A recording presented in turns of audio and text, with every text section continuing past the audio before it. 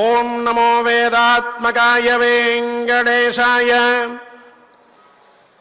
యాగదాన సమాధి హోమ జపాది కర్మకరైర్ద్విజైః వేద పారగతైర్హర్నిశమాదరేణ సుపూజితం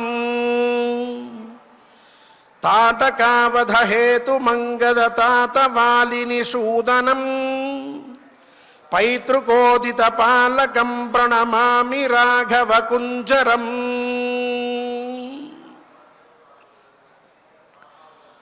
త్రేతాయుగంలో పితృవాక్య పరిపాలనా తత్పరుడై వేద ఆగమ పురాణ ఇతిహాస ధర్మశాస్త్రాది విద్యలయందు నిష్ణాతులైనటువంటి వారందరి చేత కూడా రామో విగ్రహవాన్ ధర్మ అని కీర్తింపబడి ధర్మమూర్తిగా స్వధర్మ పరిపాలన చేస్తూనే అందరినీ ధర్మంలో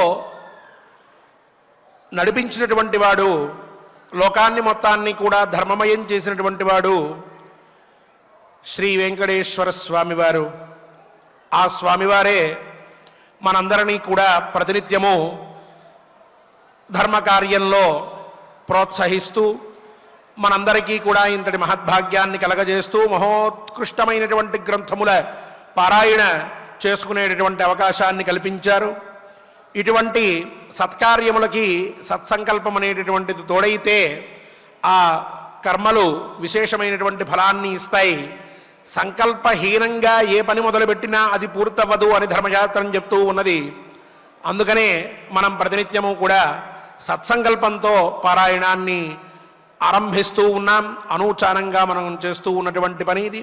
ఇటువంటి మహోత్కృష్టమైనటువంటి పారాయణ ప్రవచన కార్యక్రమంలో ఈనాడు కూడా సత్సంకల్పం చేసుకుందాం. శ్రీ వెంకటేశ్వర స్వామి వారి అనుగ్రహ పాత్రులమవుదాం. ఓం నమో వెంకటేశాయ. విఘ్నేశ్వర ధ్యానం. నమస్తే గణనాథాయ గణానాం పతగే నమః. భక్తిప్రియాయ దేవేశ భక్తేభ్యః సుఖదాయక. శ్రీనివాస ధ్యానం అనంతవేద సంవేద్యం నిర్దోషం గుణసాగరం అతీంద్రియం నిత్యముక్తం శ్రీనివాసం భజే నిశం. శ్రీకృష్ణ ధ్యానం వందే నవఘనశ్యామం పీతకౌశేయవాససం సానందం సుందరం శుద్ధం శ్రీకృష్ణం ప్రకృతేః పరం.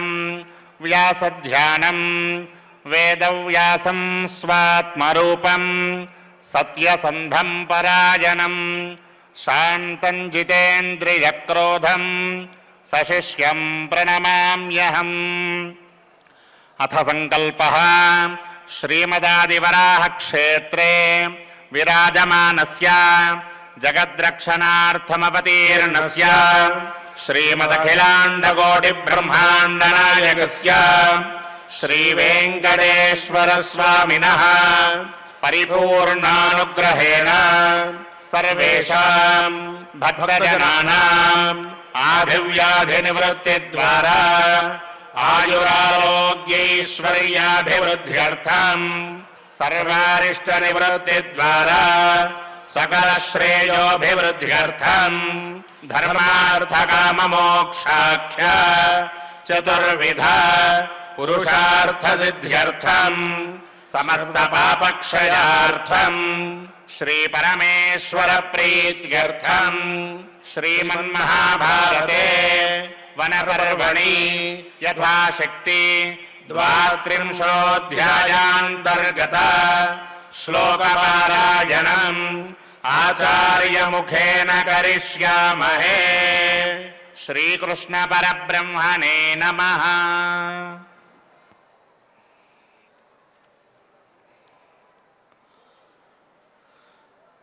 నారాయణం నమస్కృత్య నరం చైవ నరోత్తమం దేవీం సరస్వతీం వ్యాసం తతో జయముదీరయేత్. అకస్మాదిహ యః కశ్చిత్ అర్థం ప్రాప్నోతి మానవః తం హఠేనేతి మన్యంతే సహి యత్నో న కస్యచిత్ యచ్చాపి కించిత్ పురుషః దిష్టం నామ భజత్యుత దైవేన విధినా పార్థ తద్దైవమితి నిశ్చితం యత్ స్వయం కర్మణా కించిత్ ఫలమాప్నోతి పూరుషః ప్రత్యక్షమేతల్లోకేషు తత్పౌరుషమితి శ్రుతం స్వభావతః ప్రవృత్తో యః ప్రాప్నోత్యర్థం న కారణాత్ తత్స్వభావాత్మకం విద్ధి ఫలం పురుషసత్తమా.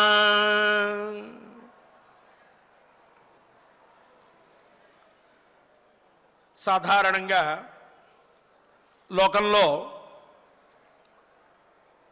ఎవరికైనా సరే ఒక అభ్యుదయం కలిగింది అని అంటే, ఎవరైనా ఉన్నత స్థితిలో ఉన్నారు అని అంటే వారు 3 కారణాల చేత అలా ఉన్నతమైనటువంటి స్థితిలో ఉండబడుతూ ఉంటారు.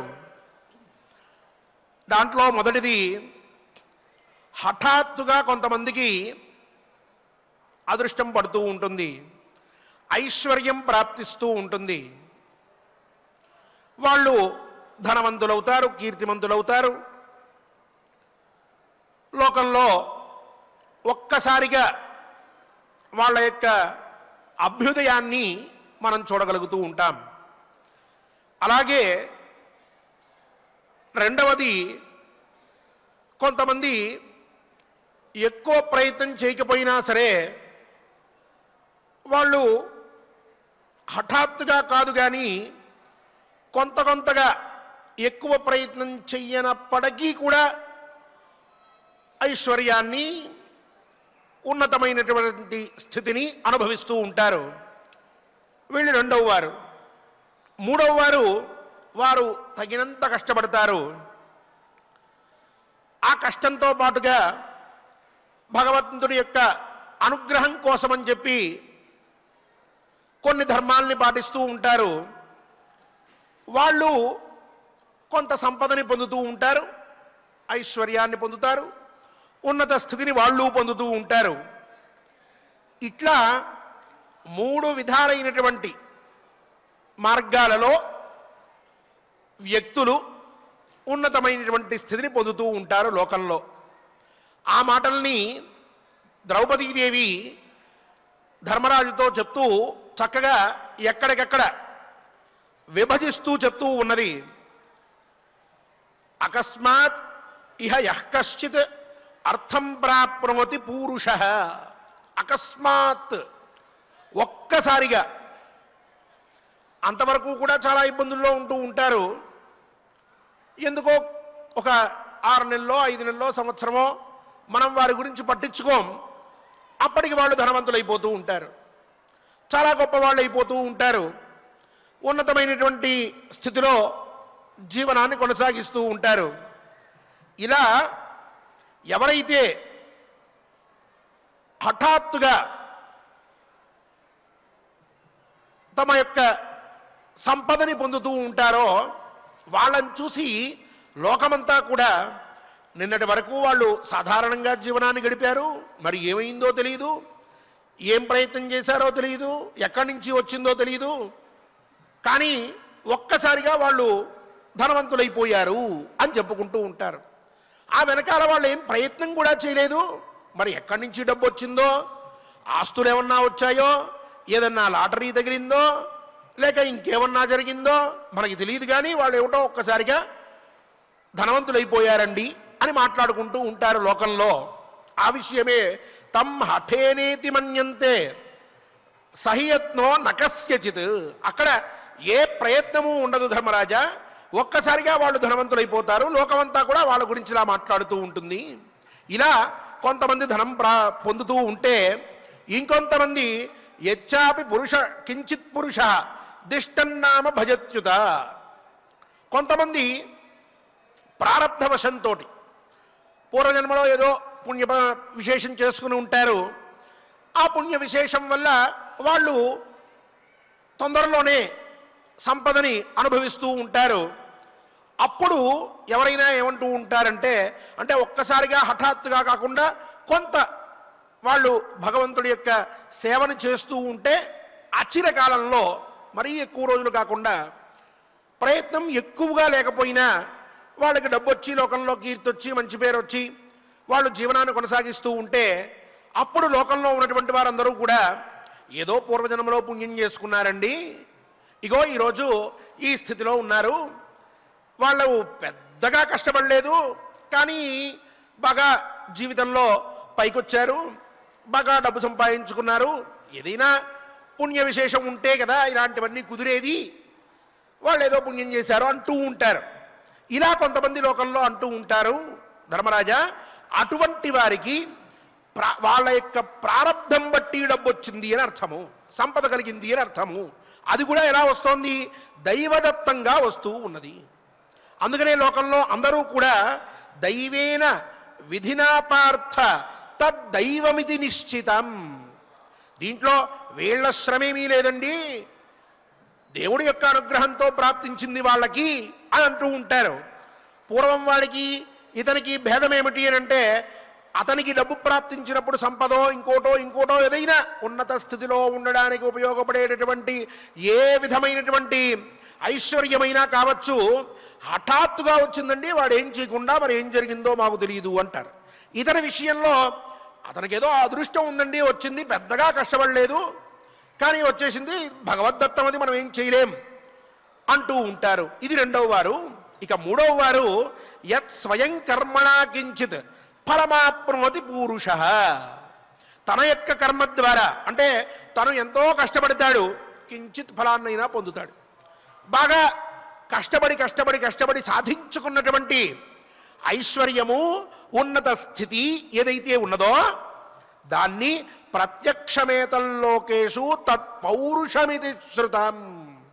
దాన్ని అలా కొన్ని రోజుల పాటు కష్టాన్ని అనుభవిస్తూ క్రమక్రమంగా జీవితాన్ని కొనసాగించుకుంటూ ఎక్కడా నిరుత్సాహపడకుండా ఎప్పుడూ కూడా ఎటువంటి అవిశ్వాసం కూడా మనసులో పెట్టుకోకుండా నాకేదో ఉన్నతమైనటువంటి స్థితి కలుగుతుంది కానీ నా ధర్మం మటుకు నేను ఆచరించి తీరవలసిందే అని చెప్పి ధర్మాన్ని మాత్రమే నమ్ముకుని, కర్మని మాత్రమే నమ్ముకుని, తమకు తగినటువంటి విధంగా ఆ పనిని ఎప్పటికప్పుడు ఏ విధమైనటువంటి వేరొక భావన మనసులో రానివ్వకుండా అలాగే జీవితాన్ని కొనసాగించుకుంటూ క్రమక్రమంగా ఉన్నటువంటి అరిష్టాన్ని పోగొట్టుకుని ఉన్నతమైనటువంటి స్థితిలోకి వెళ్తూ ఒక్కసారిగా ధనాన్ని మొత్తాన్ని కూడా సంచయం చేసుకుని ఆ ధనంతో ఐశ్వర్యవంతుడు అని చెప్పి ఎవరైతే కీర్తింపబడుతూ లోకంలో కీర్తి ప్రతిష్టతల్ని పొంది అంతా కూడా ఉన్నతంగా ఉన్నాడు అతను అని చెప్పి అంటూ జనమంతా అతన్ని ప్రశంసిస్తూ కీర్తిస్తూ ఉంటారో, అటువంటి వాడి విషయంలో, అటువంటి వాడి ఆలోచన విషయంలో ఎక్కడా కూడా లోపం లేదు. అతను కేవలం దైవాన్ని నమ్ముకునో లేకపోతే ప్రారబ్ధాన్ని నమ్ముకునో ఉన్నటువంటి వాడు కాదు. కేవలం తన యొక్క కష్టాన్ని, తన యొక్క శ్రమని, తన యొక్క పరిశ్రమని, వీటిని మాత్రమే గుర్తుపెట్టుకుని జీవితంలో ఉన్నత స్థితికి వెళ్ళాలి అని చెప్పి అనుకుంటూ కాలక్రమంలో మెల్లమెల్లగా ఉన్నత స్థితికి వచ్చి ఒక్కసారిగా అతను లోకంలో ఎప్పుడైతే అందరి చేత కూడా గుర్తింపబడతాడో అటువంటి సమయంలో ఇతను ఉన్నతమైనటువంటి స్థితిలో ఉండడానికి కారణమేమిటి అనంటే, హఠాత్తుగా అతనికి వచ్చింది అని ఎవరు అనరు. ఏదో దేవుడిచ్చినటువంటి అదృష్టం వల్ల వచ్చాడు కానీ వాడికి అంత శక్తి సామర్థ్యాలు లేవు అని ఎవరు అనరు. అది చూసి లోకంలో అందరూ కూడా అతను కష్టపడ్డాడయ్యా, ఎంతో శ్రమ చేశాడు, రాత్రింబవళ్ళు నిద్రాహారాలు మానుకుని జీవితంలో పైకి ఎదగాలి అనేటువంటి తాపత్రయంతో తన యొక్క కష్టాన్ని ఎప్పటికీ కూడా బాధపడకుండా, కష్ట విషయంలో ఎప్పుడూ కూడా ఆలోచించకుండా జీవితాన్ని అలా నడుపుకుంటూ వచ్చాడు. అతను పౌరుషంతో, పురుష ప్రయత్నంతో ఇగో ఇంత స్థితికి వచ్చాడు.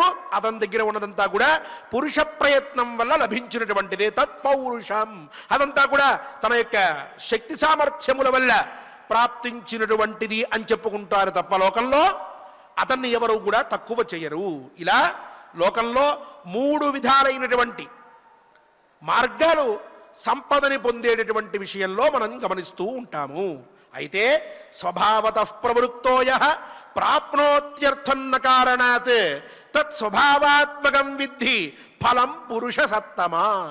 ధర్మరాజుకి ఆవిడ తన యొక్క మనస్సులో ఏ అభిప్రాయం ఉన్నదో, తను ఏ విషయం గురించి ఇంతసేపు మాట్లాడుతుందో ఆ విషయం వైపుగా ధర్మరాజుని నడుపుతోంది. ధర్మరాజు హృదయంలోకి తన మాటలు అలా వెళ్ళేట్టుగా ప్రయత్నం చేస్తోంది అని చెప్పుకున్నాం. చక్కగా మాట్లాడుతోంది ఆవిడిప్పుడు. స్వభావతః ప్రవృత్తోయ ప్రాప్నోత్యర్థన్న కారణాత్. తన యొక్క స్వభావంతో ఎవరైతే ప్రవర్తిస్తూ ఉంటారో, ఎక్కడా కూడా ఈ ఫలితం పొందడానికి పూర్వజన్మలో ఉన్నటువంటి ప్రారబ్ధం కారణం లేక దైవానుగ్రహం కారణం అని చెప్పి అనుకోకుండా తన పని ఏదైతే ఉందో అది తను చేసుకుంటూ వెళ్తాడో, ఇక్కడ ఏది జరగాలంటే జరుగుతుంది, ఎలా ఉండాలంటే అలా ఉండాలి, అంతే తప్ప మనం వేరే ఆలోచన పెట్టుకోకూడదు అనే భావాల్ని దగ్గరికి రానివ్వకుండా నేను ఇది చెయ్యాలి, ఇది నా ధర్మం అని చెప్పి ఎవరైతే చేసుకుంటూ ఉంటారో తత్ స్వభావాత్మకం విద్ధి ఫలం పురుష సత్తమా.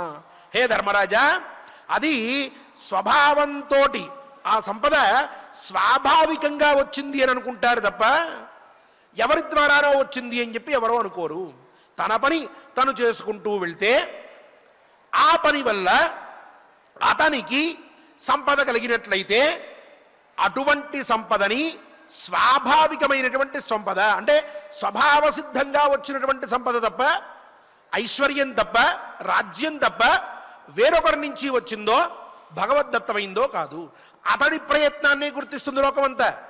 అంతే తప్ప ఏదో దీని వెనకాల కారణాలున్నాయి, ఆ కారణాల వల్ల ఇతను ఇది పొందాడు కానీ ఇతనికి ఇంత శక్తి సామర్థ్యాలు లేవు, ఇలాంటి మాటలు ఎక్కడా కూడా రావు, ఎవరు కూడా అనుకోరు. కావున స్వభావ సిద్ధమైనటువంటి తన యొక్క స్వభావాన్ని అనుసరించి తను చెయ్యవలసినటువంటి కర్మని తను చేస్తూ ఉంటే ఆ కర్మ వల్ల కలిగేటటువంటి ప్రయోజనం చాలా గొప్పది. అంటే పురుషుడు తను చేయవలసినటువంటి పని తను చేసుకుంటూ వెళ్ళాలి. ఇక్కడ ఇంకో విచారం పెట్టుకోకూడదు. హఠాత్తుగా నాకు వస్తుంది అనుకోవద్దు, దైవదత్తమని అనుకోవద్దు, ప్రారంధం వల్ల కలుగుతుంది అని చెప్పి కూడా అనుకోవద్దు. తన ప్రయత్నంతో తను సాధించుకోవాలి అనాలి. అలా అనుకున్నప్పుడే మనకి ఉన్నతమైనటువంటి స్థితి కలుగుతుంది. చెప్పదలుచుకున్నటువంటి మాట అది ద్రౌపదీదేవి. అలా చెప్తూ మళ్ళీ ఈ మూడిటిని విభజిస్తూ ఉన్నది. ఏవం హఠాచ్చ దైవాచ్చ స్వభావాత్ కర్మణస్తథా యాని ప్రాప్నోతి పురుషః తత్ఫలం పూర్వకర్మణాం. ఇప్పుడు ఈ హఠాత్తుగా ఒక్కసారిగా ఎవరైతే సంపదని పొందుతూ ఉంటారో లోకంలో మనుష్యులు, లేక దైవాచ్చ దైవానుగ్రహంతో ఎవరైతే సంపదని పొందుతూ ఉన్నారో, లేక స్వభావాత్ కర్మణస్తథా తన యొక్క స్వభావం వలన కర్మ చేస్తూ ఆ కర్మ ద్వారా మెల్లిగా సంపదని ఎవరైతే పొందుతూ ఉన్నారో, ఇటువంటి వారందరూ కూడా వీళ్ళు ఏదో గొప్పదైనటువంటి అదృష్టంతో పుట్టారు కాబట్టి వీళ్ళకి వస్తోందని అర్థం కాదు.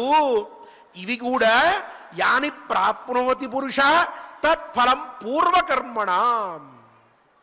పూర్వ జన్మలో ఆచరించిన లేక పూర్వకాలంలో ఆచరించిన పనుల యొక్క ఫలితం వల్ల ఇతను పొందుతున్నాడు అని అర్థం తప్ప ఏది హఠాత్తుగా పొందినా అలా హఠాత్తుగా పొందడానికి పూర్వం ఇతను ఏదో చేసి ఉండాలి. ఎప్పుడో ఒక 20 ఏళ్ళు 25 ఏళ్ళు ఉన్నప్పుడు ఏదో మంచి పుణ్యకార్యం ఒక వ్యక్తి చేశాడు అనుకోండి, 55 ఏళ్ళ దాకా అతను పాపం కష్టాలని అనుభవించాడు, దారిద్ర్యాన్ని అనుభవించాడు. 51వ సంవత్సరంలో అతనికి అనంతమైన సంపద కలిగింది. ఏమిటి కారణం అంటే ద్రౌపదీదేవి అంటోంది, ఈ 20వ సంవత్సరంలోనో 25వ సంవత్సరంలోనో ఆ మధ్యలోనో అతను మహాపుణ్యకార్యం ఏదో చేసుంటాడు కదా, లేదు పూర్వజన్మలో ఒకవేళ చేసి ఉన్నట్లయితే ఆ పుణ్య ఫలం ఏదైతే ఉన్నదో అది ఇప్పుడు ఇతను వచ్చి పట్టుకున్నది. ఆ కర్మ ఆ మంచి పని ఏదైతే ఉన్నదో మంచి పని వల్ల పుట్టినటువంటి ఫలం ఇగో ఇప్పుడు ఈ సమయంలో 50 ఏళ్ళు వచ్చిన తర్వాత అయినా అతను ఒక్కసారిగా పొందుతూ ఉన్నాడు. ఇలాగే ఎక్కువ ప్రయత్నం చేయకపోయినా సరే అనంతమైన ఫలితాన్ని ఎవరన్నా పొందుతున్నారు అని అంటే అతను ముందు అలాంటి పుణ్యకర్మ ఏదో చేసి ఉండాలి. ఇలాంటి ఫలం పుట్టడానికి సరిపోయేటటువంటి సరితూగేటటువంటి పుణ్యకర్మ ఒకటి ఇతఃపూర్వం ఆచరించి ఉండాలి. అలాగే క్రమక్రమంగా అతను ఉన్నత స్థితికి వెళ్ళినప్పటికీ కూడా అతను ఇలా ఈ క్రమక్రమంగా వెళ్తూ చివరికి ఉన్నత స్థితికి వెళ్ళడానికి ఐశ్వర్యాన్ని పొందడానికి కారణం ఏమిటి అని అంటే అతను ముందర ఆ క్రమంలో ముందు చేసుకుంటూ వెళ్ళేటువంటి పుణ్యాలు ఏవైతే ఉన్నాయో అవే కారణాలు. ఇలా ఏదైనా సరే ఇతఃపూర్వం నువ్వు మంచి చేస్తే నీకు కలుగుతుంది తప్ప లేకపోతే కలగదు. అంటే మనం సహజంగా ఏం చేస్తామంటే ఎవరైనా హఠాత్తుగా పొందారనుకోండి సంపద, చూడండి వాళ్ళు ఎంత అదృష్టవంతులో, మనం ఎప్పటి నుంచో కష్టపడుతున్నాం, మనకి ఈ ఫలితం కలగలేదు, వాళ్ళకు వచ్చేసిందో ఒక్కసారిగా గొప్ప కీర్తి వచ్చింది, గొప్ప పేరు ప్రతిష్టలు వచ్చాయి, చాలా ప్రఖ్యాతుడైపోయాడు. అతను చేసుకున్నదేమిటి, నేను చేయిందేమిటి? అతను చూడండి మన కళ్ళ ముందే ఉన్నాడు, ఇంతవరకు అతను చేసిన గొప్ప పని అంటూ ఏమీ లేదు, పెద్ద పెద్ద ధర్మకార్యాలు చేయలేదు, అయినా సరే అత్యద్భుతమైనటువంటి కీర్తిని పొందేశాడు. మనమేమో మొదటి నుంచి ధర్మంగా ఉంటున్నాం, అయినా సరే మనకి రావట్లేదు ఆ కీర్తి, లేక ఆ సంపద మనం పొందట్లేదు అని నిరుత్సాహపడుతూ ఉంటాం. అలాంటి అవసరం లేదు. అతను ఇప్పుడు హఠాత్తుగా ఉన్నతమైనటువంటి స్థితికి చేరినప్పటికీ దాని వెనకాల కారణం ఏమిటి అనంటే ఇతఃపూర్వం అతను ఎంతో గొప్పదైనటువంటి పుణ్యకర్మను దాన్ని చేసుకుని ఉంటాడు, దాని ఫలితాన్ని ఇప్పుడు అనుభవిస్తూ ఉన్నాడు. అంతే తప్ప ఎవరికి కూడా పూర్వం పుణ్యం అనేటటువంటిది లేకపోతే ఇప్పుడు అభ్యున్నతి అనేటటువంటిది ఉండదు, అతను ఉన్నతమైనటువంటి స్థితికి వెళ్ళలేడు అంటూ కర్మ యొక్క ప్రాథమ్యం ఎంత సరిగ్గా ఎంత గొప్పగా ప్రతిపాదించాలో అంత గొప్పగా కూడా ద్రౌపదీదేవి ప్రతిపాదిస్తూ ఉన్నది. ఈ అన్ని 3 రకాలైనటువంటి మనుష్యులే మనం లోకంలో చూస్తూ ఉంటాం. ఇటువంటి మనుష్యులనే ఈ 3 విధాలైనటువంటి మనుష్యులు పొందేటటువంటి సంపద వెనకాల కూడా వాళ్ళ యొక్క పూర్వ జన్మ సంబంధమైనటువంటి లేక పూర్వం చేసినటువంటి ఈ జన్మలోనైనా సరే పూర్వం చేసినటువంటి పుణ్య ఫలము అని చెప్పి భావించాలి. ఆ పుణ్యఫలం వల్ల వచ్చినటువంటి ఫలితం అని అనుకోవాలి తప్ప హఠాత్తుగా ఏ పని లేకుండా, అంటే మనం బ్యాంకుకి వెళ్ళినప్పుడు డబ్బు తీసుకోవాలి అని అంటే ముందు మనం బ్యాంకులో కొంత డబ్బు జమ చేసుకుని ఉండాలి. ఓ 1,00,000 రూపాయలు మనం జమ చేస్తే 50,000 90,000 వెళ్ళి మనం తీసుకోగలం. అక్కడ రూపాయి కూడా లేకుండా మనం బ్యాంకుకి వెళ్ళి నాకు డబ్బు ఇవ్వు అంటే నువ్వు పూర్వం ఇక్కడేమీ సముపార్జించుకోలేదయ్యా, ఏం కూడబెట్టుకోలేదు, ఇప్పుడు ఎక్కడి నుంచి తెచ్చిమ్మంటావు అంటాడు క్యాషియర్ మనతోటి. అదే పుణ్యపాపాల విషయంలో కూడా మనం పుణ్యాన్ని ముందు సంపాదించుకుని పెట్టుకుంటే ఆ పైన మనం పొందేటటువంటి ఫలితాన్ని సక్రమంగా మనం పొందవచ్చు. అది హఠాత్తుగా రావచ్చు, ప్రారంధవశంతో రావచ్చు, లేక మనం క్రమక్రమంగా కష్టపడుతూ వెళ్తూ ఉన్న తర్వాత అయినా రావచ్చు. ఏదైనా ముందు ఇక్కడ క్రెడిట్ అనేటటువంటిది ఉంటే డెబిట్ అనేటటువంటిది సిద్ధిస్తుంది. ఇది లేకపోతే ఇది ఉండదు, తల్లోపహ అన్నట్లుగా అని చెప్పి ద్రౌపదీదేవి అలా కర్మఫలం అనేటటువంటిది సిద్ధమవ్వాలి అంటే ఏం చేయాలి? కర్మని ఆచరించాలి. కావున ప్రతి ఒక్కరూ కూడా కర్మని చేస్తూనే ఉండాలి. మనం కూడా కర్మని ఆచరించాలి ధర్మరాజా అని చెప్తూ ఆ పైన ధాతాపి స్వకర్మైవ తైస్తైర్హేతుభిరీశ్వర విదధాతి విభజ్యేహ ఫలం పూర్వకృతం నృణాం యద్ధ్యయం పురుషః కించిత్ కురుతే వై శుభాశుభం తద్ధాతృవిహితం విద్ధి పూర్వకర్మ ఫలోదయం. ధర్మరాజా, ఈ జగత్తునంతా కూడా పరిపాలించేటటువంటి పరమేశ్వరుడు కూడా ఒక మనిషికి వారి వారి పూర్వకర్మల ఫలితాన్ని అనుసరించే ఆయా మనుష్యులకి వాళ్ళ అభ్యుదయాన్ని నిర్ణయిస్తూ ఉంటాడు, వాళ్ళకి ఉత్తమమైనటువంటి స్థితి కలగజేస్తూ ఉంటాడు. అంటే ఒక వ్యక్తిని భగవంతుడు ఉన్నతమైన స్థితికి తీసుకెళ్ళాడు అనంటే అర్థం ఆయన మీద ఏదో ప్రేమతోటి భగవంతుడు తీసుకెళ్ళినట్లు కాదు, అతను పూర్వం చేసుకున్నటువంటి పుణ్యం ఏదైతే ఉన్నదో దాని యొక్క ప్రభావంతో ఇతను ఇతఃపూర్వం పుణ్యం చేశాడు, ఆ పుణ్యాన్ని ఇప్పుడు అనుభవించడానికి యోగ్యుడవుతున్నాడు.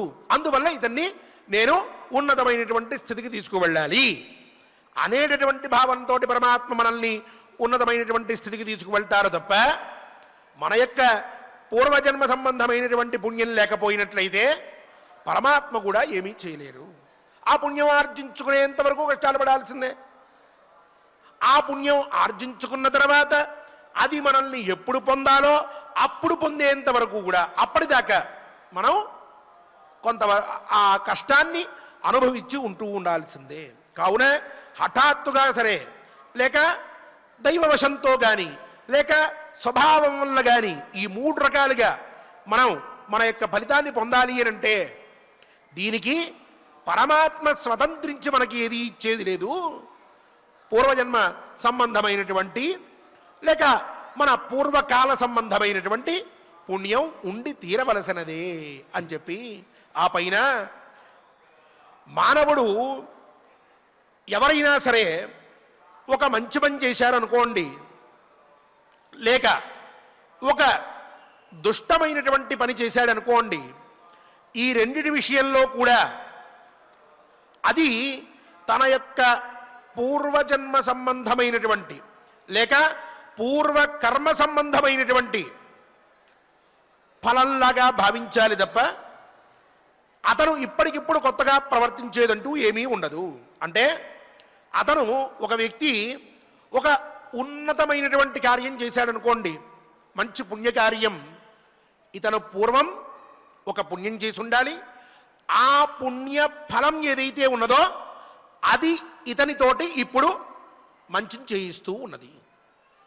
లేదు, ఒక వ్యక్తి ఒక దుష్టమైనటువంటి పని చేశాడనుకోండి, అతను ఇతఃపూర్వం ఏదో పాపం చేసి ఉండాలి.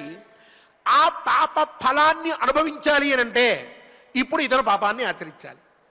ఎంత ఆశ్చర్యం చూడండి.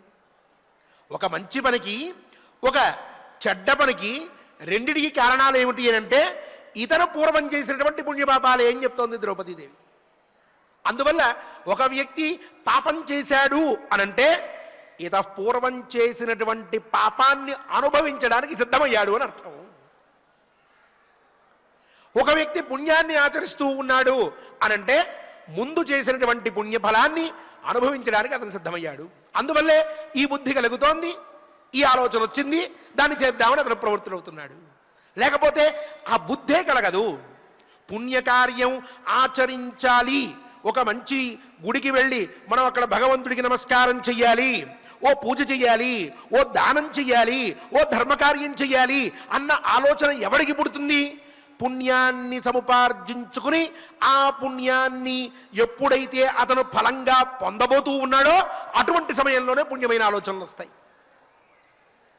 పాపం చేసేటటువంటి వాడికి ఆ పాపం అంతా కూడా పండి దాని పాపం యొక్క ఫలితాన్ని ఇప్పుడు అనుభవించడానికి సిద్ధమవుతూ ఉంటే ఎవరినో కొట్టాలనో, ఎవరినో తిట్టాలనో, ఎవరినో నిందించాలనో, ఎవరి మీదో ఆరోపణ చేద్దామనో, ఎవరినో కిందకి లాగేద్దామనో, ఎవరిదో దోచుకుందామనో, ఎక్కడో దాచుకుందామనో ఇటువంటి కోరికలు కలుగుతాయి. ఇప్పుడు అతనేమనుకుంటాడంటే నేను ఈ పాపం చేసినా ఈ పాపం తర్వాత కొంత పుణ్యం చేస్తే ఈ పాపం పోతుంది అనుకుంటాడు. పోదు. ఈ పాపమే నువ్వు పూర్వం చేసినటువంటి పాపం యొక్క ఫలితం. కాబట్టి ఈ పాపకార్యానికి మళ్ళీ ఇంకో ఫలితం ఉంటుంది. మళ్ళీ నువ్వు పైన పాపాన్ని ఆచరిస్తూ ఉంటావు. ఇక ఇది ఎప్పుడు పోయాను? ఇది ఒక చైన్ సిస్టమ్ లాగా ఉంది. కాబట్టి దాన్ని మధ్యలో బ్రేక్ చేయడం అనేది కుదరదు. ఆ దృష్టి పోవాలి అని అంటే భగవద్ధ్యానం అవసరం. అది ఇక్కడ రహస్యం. కావున అతను ఒక పుణ్యకార్యాన్ని ఆచరిస్తున్నాడు అంటే అది అతని యొక్క పుణ్య ఫలము. దాని యొక్క ఫలోదయంగా మనం ప్రారంభించుకుని ఆలోచించుకోవాలి. ధర్మరాజా, కారణంతస్య దేహోయం ధాతు కర్మణి వర్తతే సయథా ప్రేరయత్యేనం తథాయం కురుతే వశః. ధర్మరాజా, మానవుడి యొక్క శరీరం ఈశ్వరుడి యొక్క ప్రేరితమైన కర్మలో ప్రవర్తించే ఓ సాధనం లాంటిది. తను తన శరీరం తను ఏమైనా చెయ్యవచ్చు, ఎలా అయినా ఉండవచ్చు అని భావిస్తూ ఉంటాడు. అలా కాదు. అతను తన శరీరాన్ని ఎవరైనా సరే ఏమని భావించుకోవాలి అని అంటే, పరమాత్మ నన్ను ఒక పనిలో నియోగిస్తూ ఉన్నాడు, ఆ పనిలో టూల్ ఏంటి అంటే నా శరీరము అని చెప్పి భావించాలి. ఈ మానవుడి యొక్క శరీరం అటువంటిదే, ఇదొక సాధనం లాంటిది. ఈ సాధనంతో ఇతను ఆ పని చేస్తూ ఉంటాడు. అంటే పరమాత్మ అక్కడ ఆ పని జరగాలి అని అంటే ఇతన్ని వాడుకుంటూ ఉంటాడు. కావున ఈశ్వరుడు ఎలా నిర్దేశిస్తూ ఉంటాడో సయథ ప్రేరయత్యేనం తథాయం కురుతే జనః, ఆ ఈశ్వరుడు పరమాత్మ ఎట్లా ప్రేరేపిస్తాడో ఈ వ్యక్తి కూడా అలాగే ఆ కర్మని ఆచరిస్తూ ఉంటాడు. కురుతే అవశః అని చెప్పి అక్కడ పదచ్ఛేదం. అవశః అంటే అతను తన యందు తన యొక్క శరీరాన్ని తన వశంలో ఉంచుకునేటటువంటి వాడు కాదు, పరాధీనుడు, తన అధీనంలో ఏవీ లేనటువంటి వాడు.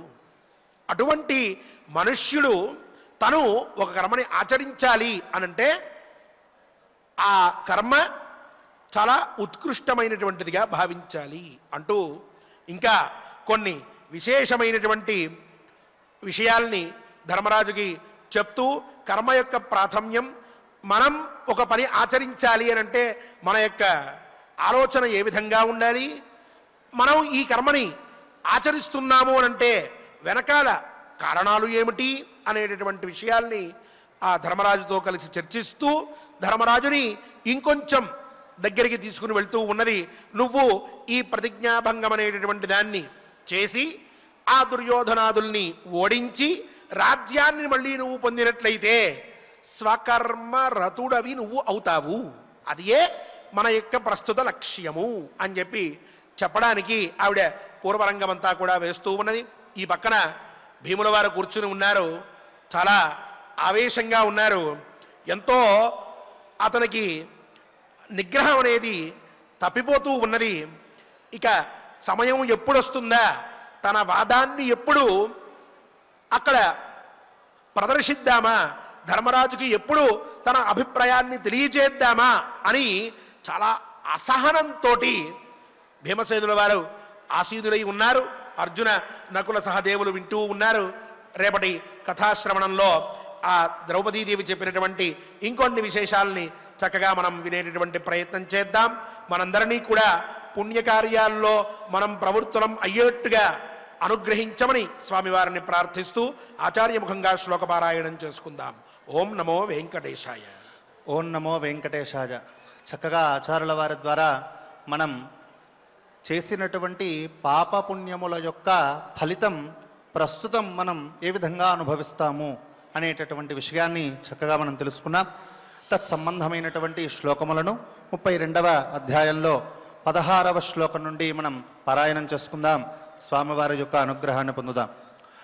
అకస్మాదిహ యః కశ్చిత్ అకస్మాదిహ యః కశ్చిత్ అర్థం ప్రాప్నోతి పూరుషః అర్థం ప్రాప్నోతి పూరుషః తం హఠేనేతి మన్యంతే తం హఠేనేతి మన్యంతే సహి యత్నో న కస్యచిత్ సహి యత్నో న కస్యచిత్ యచ్చాపి కించిత్ పురుషః యచ్చాపి కించిత్ పురుషః దిష్టన్నామ భజత్యుత దిష్టం నామ భజత్యుత దైవేన విధినా పార్థ దైవేన విధినా పార్థ తద్దైవమితి నిశ్చితం తద్దైవమితి నిశ్చితం యత్స్వయం కర్మణా కించిత్ యత్స్వయం కర్మణా కించిత్ ఫలమాప్నోతి పూరుషః ఫలమాప్నోతి పూరుషః ప్రత్యక్షమేతల్లోకేషు ప్రత్యక్షమేతల్లోకేషు తత్పౌరుషమితి श्रुतम्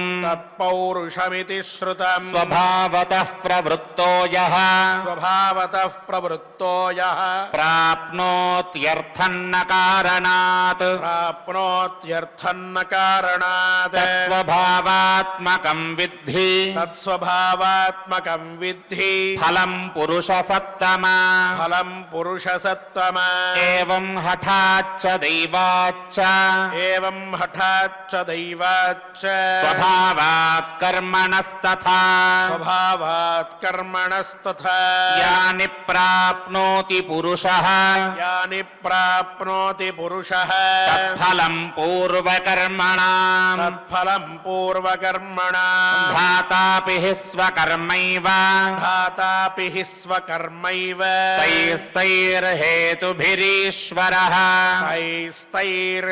తైస్తైర్హేతుభిరీశ్వరः विदधाति विभज्येह విదధాతి విభజ్యేహ फलं पूर्वकृतं नृणाम् ఫలం పూర్వకృతం నృణాం यद्ध्ययं पुरुषः किञ्चित् యద్ధ్యయం పురుషః కించిత్ कुरुते वै शुभाशुभम् కురుతే వై శుభాశుభం तद्धातृविहितं विद्धि తద్ధాతృవిహితం విద్ధి पूर्वकर्मफलोदयम् పూర్వకర్మ ఫలోదయం कारणं तस्य देहोऽयम् కారణం తస్య దేహోయం धातुः कर्मणि वर्तते ధాతుః కర్మణి వర్తతే स यथा प्रेरगत्येनम् సయథా ప్రేరయత్యేనం तथा यं कुरुते वशः తథా యం కురుతే వశః.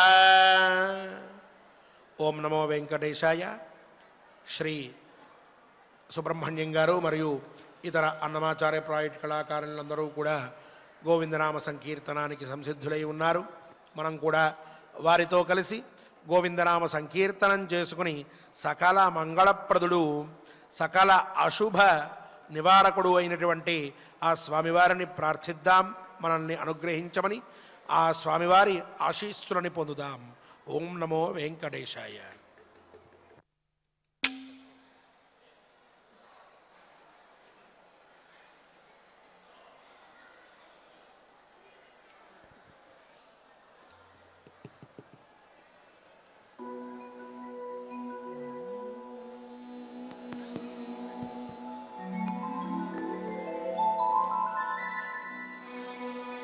వెంకటరమణ గోవింద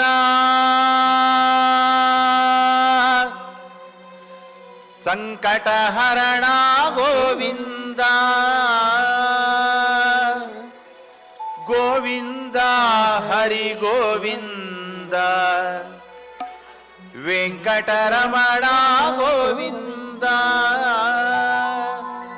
శ్రీనివాస గోవింద శ్రీ వెంకటేశ గోవింద భక్తవత్సల గోవింద భాగవత ప్రియ గోవింద నిత్య నిర్మల గోవింద నీలమేఘ శ్యామ గోవింద పురాణ పురుష గోవింద పుండరీకాక్ష గోవింద నందనందన గోవింద నవనీత చోర గోవింద పశుపాలక శ్రీ గోవింద పాప విమోచన గోవింద దుష్ట సంహార గోవింద దురిత నివారణ గోవింద శిష్ట పరిపాలక గోవింద కష్ట నివారణ గోవింద గోవింద హరి గోవింద గోకుల నందన గోవింద గోవింద హరి గోవింద గోకుల నందన గోవింద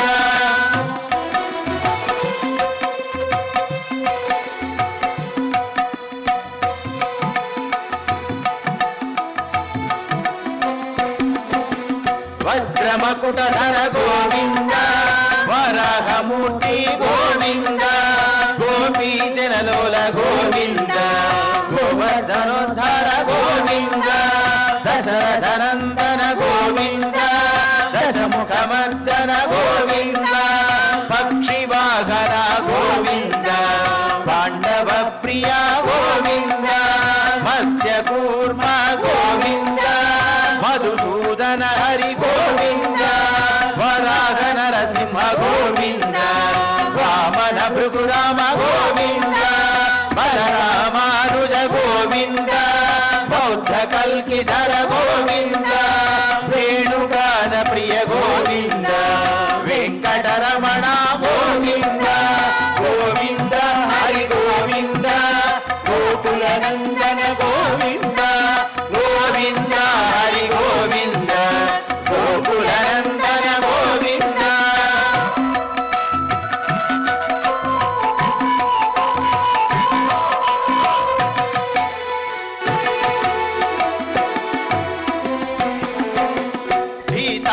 నాయక గోవింద శ్రిత పరిపాలక గోవింద దరిద్ర జన పోషక గోవింద ధర్మ సంస్థాపక గోవింద అనాథ రక్షక గోవింద ఆపద్బాంధవ గోవింద శరణాగత వత్సల గోవింద కరుణాసాగర గోవింద కమలదళాక్ష గోవింద కామిత ఫలద గోవింద పాప వినాశక గోవింద పాహి మురారే గోవింద శ్రీముద్రాంకిత గోవింద శ్రీవత్సాంకిత గోవింద ధరణీ నాయక గోవింద దినకర తేజ గోవింద గోవింద హరి గోవింద గోకులనందన గోవింద గోవింద హరి గోవింద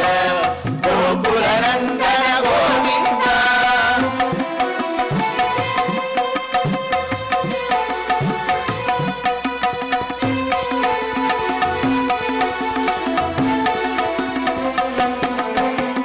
పద్మావతి ప్రియ గోవింద ప్రసన్నమూర్తి గోవింద అభయహస్త గోవింద అక్షయ వరద గోవింద శంఖ చక్రధర గోవింద శాంత గదాధర గోవింద విరజాతీరస్థ గోవింద విరోధి మర్దన గోవింద సాలగ్రామధర గోవింద సహస్రనామ గోవింద లక్ష్మీ వల్లభ గోవింద లక్ష్మణాగ్రజ గోవింద కస్తూరి తిలక గోవింద కాంచనాంబరధర గోవింద గరుడ వాహన గోవింద గజరాజ రక్షక గోవింద గోవింద హరి గోవింద గోకులనందన గోవింద గోవింద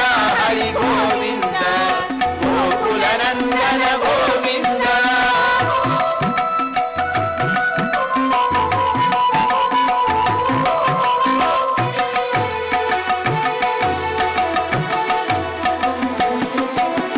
వానర సేవిత గోవింద వానది బంధన గోవింద సప్తగిరీశ గోవింద ఏక స్వరూప గోవింద శ్రీరామకృష్ణ గోవింద రఘుకులనందన గోవింద ప్రత్యక్ష దేవ గోవింద పరమదయాకర గోవింద వజ్ర కవచధర గోవింద వైజయంతిమాల గోవింద వడ్డి కసవాడ గోవింద వసుదేవతనయ గోవింద బిల్వపత్రార్చిత గోవింద భిక్షుక సంస్థుత గోవింద శ్రీపుంరూప గోవింద కేశవమూర్తి గోవింద గోవింద హరి గోవింద గోకులనందన గోవింద గోవింద హరి గోవింద గోకులనందన గోవింద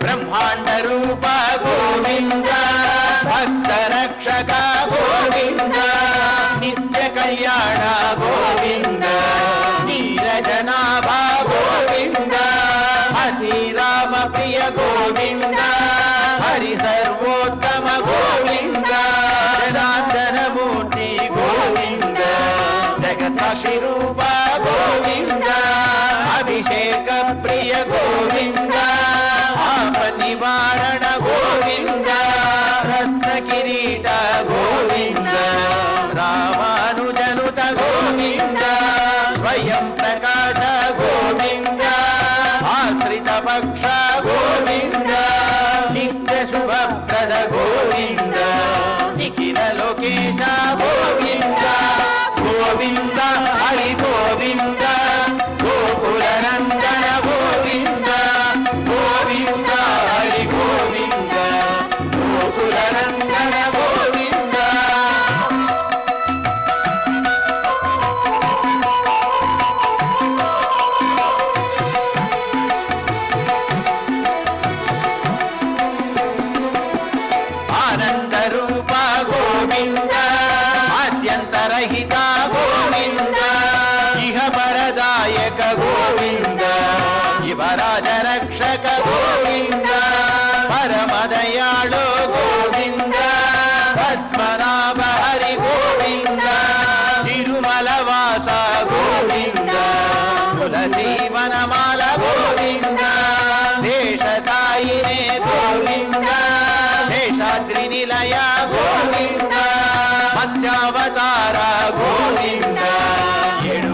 ఏడుకొండలవాడ గోవింద గోవింద హరి గోవింద గోకుల నందన గోవింద గోవింద హరి గోవింద గోకుల నందన గోవింద గోవింద హరి గోవింద గోకుల నందన గోవింద గోవింద హరి గోవింద గోకుల నందన గోవింద గోవింద హరి గోవింద గోకుల నందన గోవింద గోవింద హరి గోవింద గోకుల నందన గోవింద గోకుల నందన గోవింద గోకుల నందన గోవింద ఏడుకొండలవాడ వెంకటరమణ గోవింద గోవింద ఆపదముక్తవాడ అనాథరక్షక గోవింద గోవింద శ్రీ శ్రీనివాస శ్రీ వెంకటేశ గోవింద గోవింద గోవింద. ఓం నమో వెంకటేశాయ. క్షమా ప్రార్థనాదులతోటి మన పారాయణాన్ని పరిపూర్ణం చేసుకుందాం. శ్రీవారి అనుగ్రహాన్ని పొందుదాం. అథ క్షమా ప్రార్థనా యదక్షరపదభ్రష్టం మాత్రాహీనం చ యద్భవేత్ తత్సర్వం క్షమ్యతాం దేవ నారాయణ నమోऽस्तुతే. అథ లోకక్షేమ ప్రార్థనా స్వస్తి ప్రజాభ్యః పరిపాలయంతాం న్యాయేన మార్గేణ మహీం మహిషాః గోబ్రాహ్మణేభ్యः శుభమస్తు నిత్యం లోకాः సమస్తాः సుఖినో భవంతు. అథ భగవత్సమర్పణం కాయేన వాచా మనసేంద్రియైర్వా బుద్ధ్యాత్మనా వా ప్రకృతే స్వభావాత్ కరోమి యద్యత్ సకలం పరస్మై నారాయణాయేతి సమర్పయామి. అథ మంగళం శ్రియః కాంతాయ కళ్యాణ నిధగే నిధగేర్థినాం శ్రీవేంకట నివాసాయ శ్రీనివాసాయ మంగళం.